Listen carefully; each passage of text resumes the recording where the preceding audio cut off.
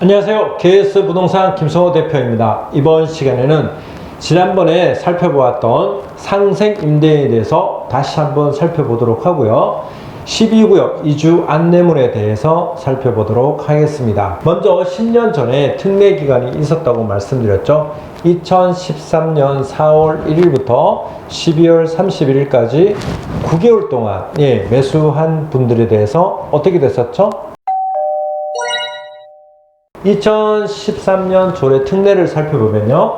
조세특례 제한법 99조 2의 제1항에 살펴보면 4월 1일부터 12월 30일까지 9개월 동안 사시는 분들은 여러가지 줄줄이 많은 내용이 있습니다. 요약해 보면, 자, 2013년 특례를 보면 신축주택, 또 미분양주택, 1세대 1주택 85제곱미터 이하 또는 6억 이하 이런 조건에 있었지만, 이러한 주택을 샀을 때 5년 이내에 양도를 했을 경우에는 비과세를 해줬고요. 5년 이후에 양도했을 때는 어떻게 했죠? 자, 초과 금액에 대해서는 비과세를 해주겠다. 얼마가 되든지 간에 비과세를 해주니까, 자, 10년 전에 이 혜택을 알았다면 지금 어떻게 생각하죠? 와, 그때 사놨을 걸, 이렇게 생각하실 겁니다. 따라서 이러한 기회는 많이 오지 않는데요. 자, 10년 만에 다시 2022년 현재 이러한 특례가 한 번 더 기회가 주어졌습니다. 기간이 언제요? 21년 12월 20일, 작년 12월 20일이죠. 원래는 1년을 한시적으로 하려고 했는데 어떻게 됐죠?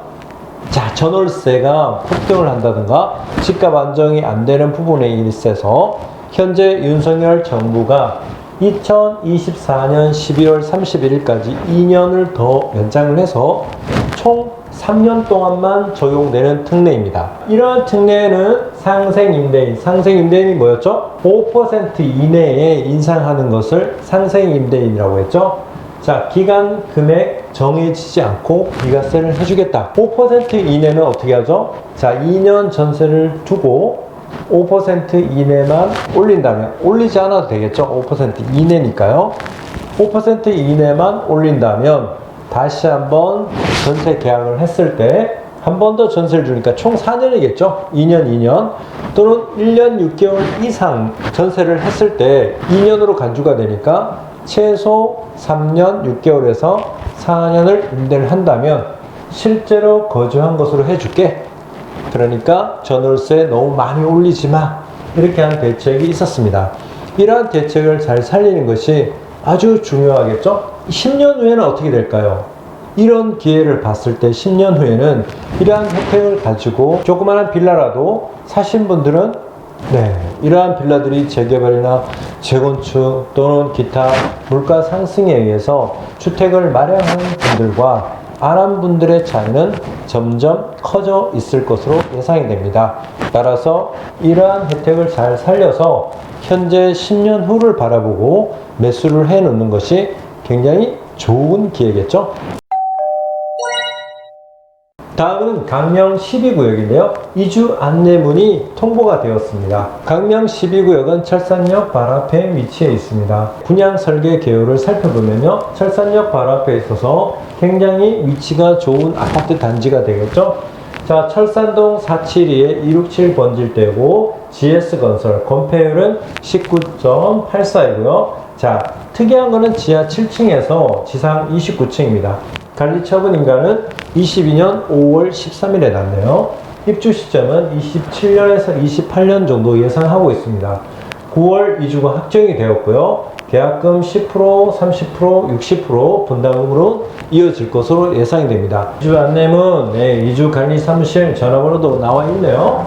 자, 접수 기간도 나와 있고, 특이한 것은 주거 세입자, 즉 전세나 월세 사시는 분도 이사비가 나오니까 꼭 신청하시기 바랍니다. 이주비 접수 기간은 8월 24일부터 9월 2일이라고 말씀드렸죠. 조합원 번호별로 100번, 200번, 300번 이런 식으로 잘라져 있으니까 해당하는 번호에 그 날짜에 방문하는 것이 업무가 원활하겠죠. 자, 이주비 대출을 지급 안 되는 경우 1가구 3주택자 이상, 너무 많은 주택수 있는 분들 안 되고요. 원 플러스 원이 가장 특이한 건데요.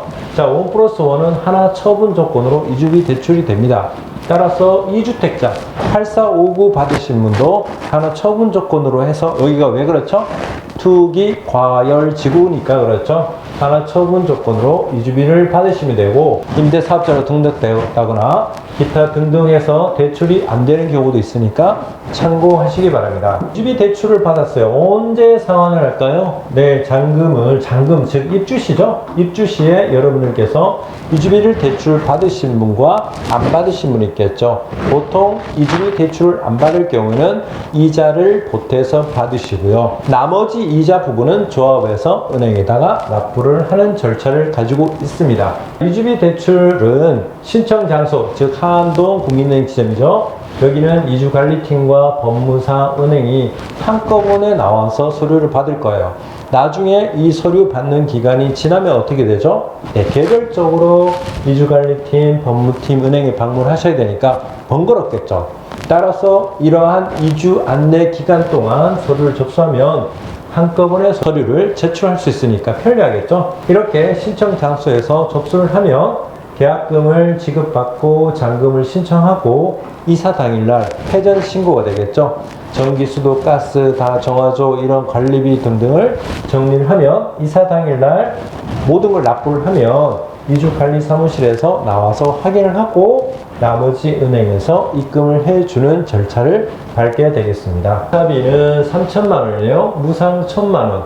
자, 유상 2천만 원인데 예치금도 있네요. 예치금은 100만 원가량을 공차고, 즉 900만 원 먼저 입금을 해주겠다는 거죠. 나머지 2천만 원은 나중에 상환을 하면 되겠습니다. 앞서 6개월 동안 이사 기간이라고 말씀드렸는데요. 이 6개월 동안 이주하는 기간에 토요일, 일요일, 공휴일 등이 이사할 경우 있죠. 이때는 은행이 쉬니까 영업일에 이사 일정을 맞춰서 이사하는 것을 당부드린다는 안내문이 나와 있습니다. 기타 공과 안내문이 필요하겠죠. 전기, 가스, 수도, 정화조, 폐기물 등등 이러한 부분을 확인하신 다음에 납부를 하고 공과팀에 전화를 해야 되겠죠. 이주비 신청 서류는 인감증명서 등 굉장히 많은 서류가 필요합니다. 하지만 이주비 대출을 받지 않는 분들은 줄어들겠죠. 이주 안내문에 대해 살펴봤는데요. 강릉 뉴타운 절차에서 사업 말기에 해당하는 이주 준비 중이고요. 이주가 끝나면 철거가 들어가겠죠. 현재 시세는 입주권 시세로 해서 25평은 10억 전후로 하고요. 84 타입의 경우에는 13억 전후가 되겠습니다. 84 B 타입 추천 매물인데요.